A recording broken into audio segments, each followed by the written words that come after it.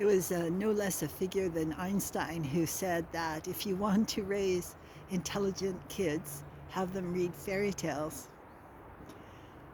So the funny thing is, I had a pal growing up who was born into a very intellectual family.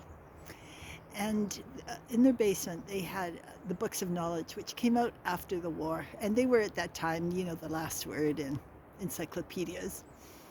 So she would read, she'd pick up these books from the basement and bring them up to her bedroom and read long past her bedtime.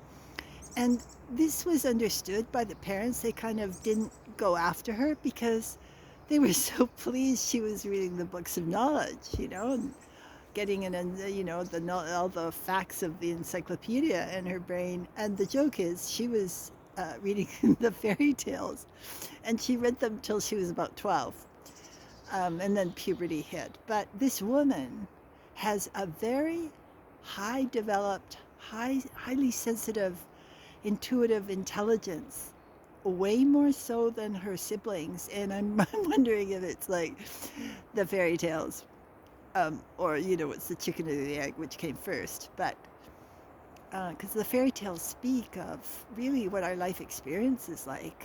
I feel, like we go into dark forests sometimes. There's, friendly, friendly females who come along who maybe want to put us in the oven, but other friendly females who are like fairy godmothers and they've got a magic quality.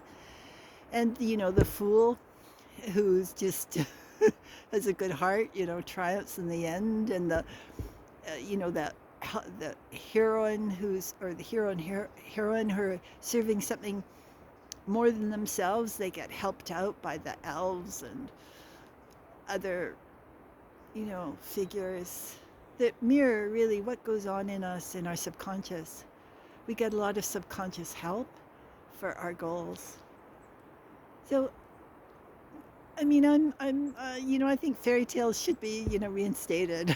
I think we're like throwing the baby out with the bathwater by downplaying the importance of these things. Okay, bless your hearts.